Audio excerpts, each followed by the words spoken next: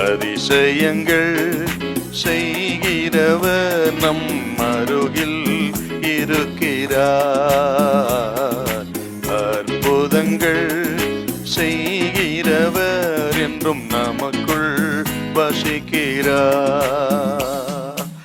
மத்தேயு சுவிசேஷம் 9ஆம் அதிகாரம் 32, 33 இந்த 2 வசனத்தை வாசிக்கும்படி அன்பா கேட்டுக்கொள்கிறேன். அவர்கள் புறப்பட்டு போகையில் பிசாசு பிடித்த ஊமையான ஒரு மனுஷனை அவரிடத்தில் கொண்டு வந்தார்கள். பிசாசு துரத்தப்பட்ட பின்பு ஊமையன் பேசினான்.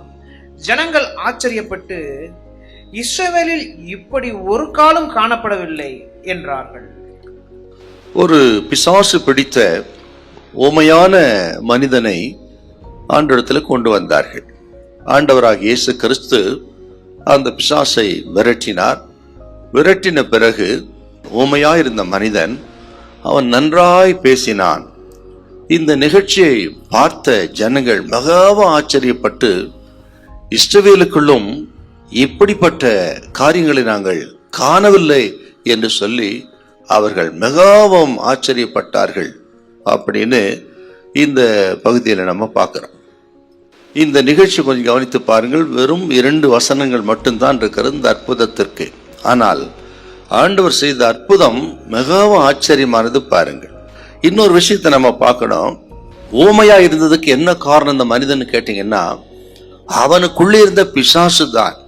பிசாசு பிடித்திருந்ததுனால அந்த பிசாசு இவனை ஊமையாக்கி விட்டது. பாருங்கள், ஆக பிசாசுகள் மனிதர்களை எப்படி தாக்குகிறது பாருங்க. சரீர பிரகாரமாக தாக்குகிறது, ஆவிக்குற நிலைமையிலும் தாக்குகிறது. பாருங்க, பிசாசுகள் மனிதர்களை தாக்குகிற பொல்லாத ஒரு சக்தி. பாருங்க, இந்த தாக்குதல்ல இருந்து விடுதலை கொடுக்கக்கூடிய ஒரே சக்தி உலகத்துல ஆண்டவர் இயேசு மட்டுமே. 2 குருடர்கள் பார்வை பெற்று போகிறார்கள்.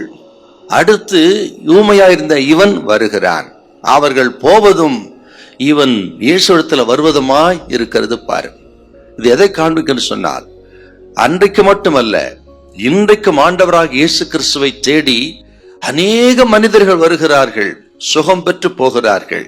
ஆக அப்படி போகிறதும் வருகிறதும் ஆண்டவர் இயேசுவின் கரத்தில் அந்த அற்புதத்தை பெறுகிற நிகழ்ச்சி இன்றைக்கு நடந்து கொண்டுதான் இருக்கிறது. ஏதோ 2000 ஆண்டுகளுக்கு முன்பு மட்டுமல்ல, இன்றைக்கும் இந்த அற்புதம் நடந்து கொண்டுதான் இருக்கிறது. யாரெல்லாம் இயேசுவை தேடி வருகிறார்களோ அற்புதத்தை, சுகத்தை பெற்றுக் கொள்கிறார்கள்.